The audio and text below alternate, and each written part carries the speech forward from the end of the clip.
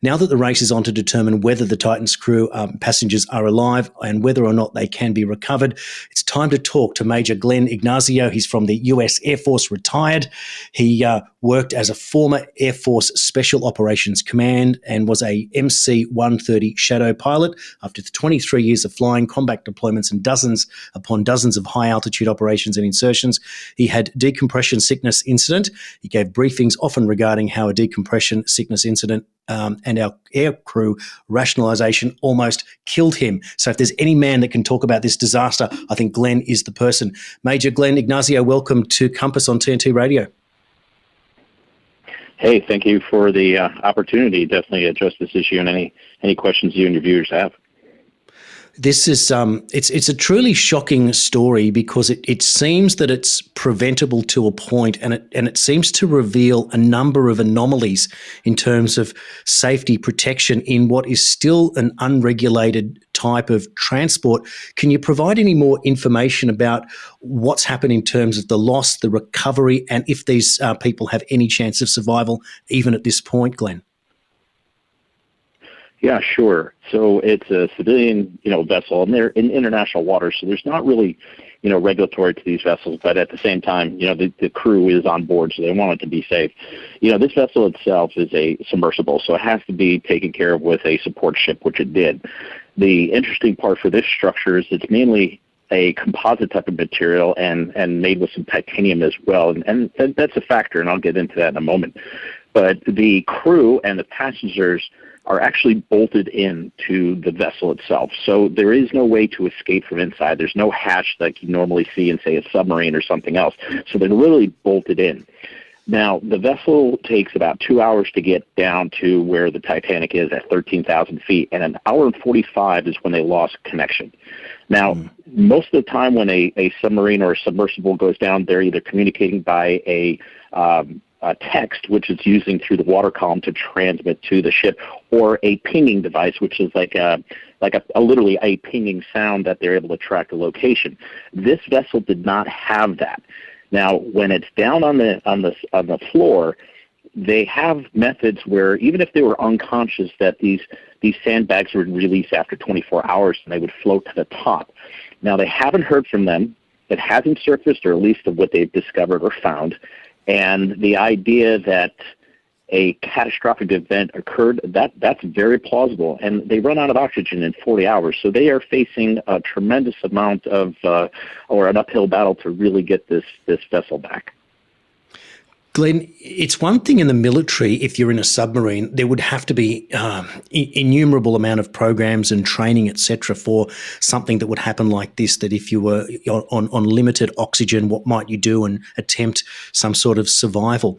We're dealing with 5 technically civilians here.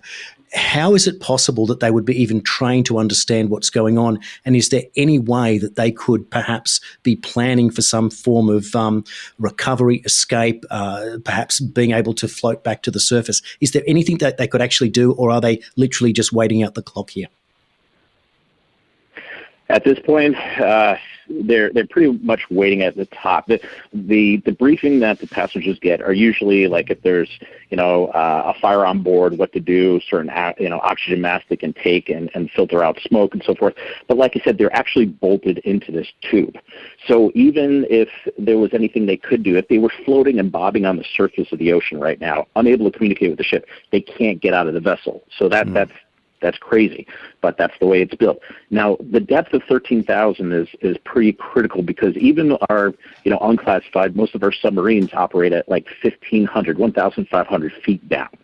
Now, the DSRV, which is Deep Submersible Rescue Vehicles that people have seen on movies that go down and get people off of submarines, they may go down to 4,000, maybe even 5,000 feet. You're talking 13,000. So even if they were on the floor of the ocean, the ability to get something to them to get them up is very problematic. So even if they found them, the time to get another ship or vessel, if there is one out there to rescue them, they would probably run out of time.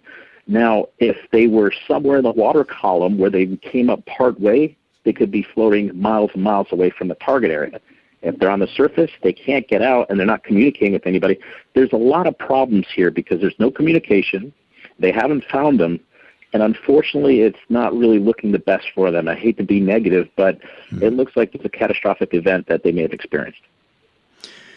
Are you, as an expert in the field, as someone who's got obviously an immense career behind you, are you frustrated that this could even occur, and can you detect that there were system failures, for example, that should change the future of submersible activity?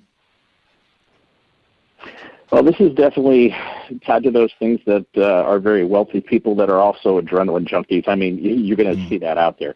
I mean, the vessel itself had a lot of redundancies. Like, for example, if they were stuck on the bottom and they had lost electrical power, they could drop weights, they can drop sandbags, they can inflate balloons, and even use the thrusters if they did have power to get up.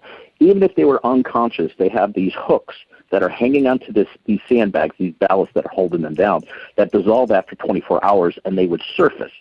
So that's the point, is they went down on Sunday, and it's now, they only have 40 hours left. They've been down for a couple of days, and they haven't floated to the surface.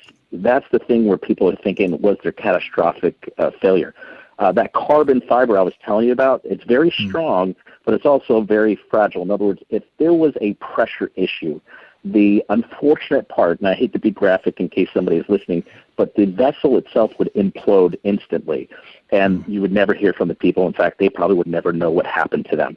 But that's the problem about the structure of the vessel itself. They had a lot of parameters to, at least a lot of safety factors to help them come up if something happened. But the problem is they're not neither found, heard of, or able to communicate with anybody, nor could they get out of the vessel themselves. I think that would be one of the biggest things, of getting somebody the ability to get out of the vessel, even if it's surfaced, and they don't have that ability with this one. It's so sad, isn't it? But as you explain, the idea of adrenaline junkies and the idea of being able to explore and to stretch the limits of human endeavour, etc. And I'm just reminded at this stage of Steve Fossett, who went down in the 2007 crash in the Sierra Nevada mountains, and he was just 63 years old. And it was another adventurer, and was sadly found sometime later.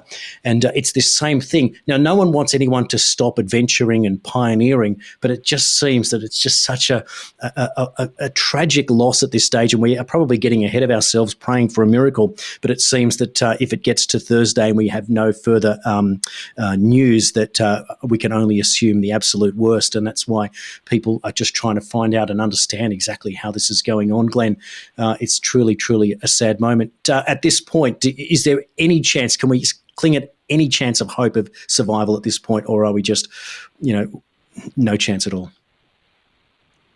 I have to say, I always keep the door open. There's a lot of things that are, negatively oriented that we're thinking about it, and the percentage of failure versus success, there's probably a lot more failure, higher percentage right now.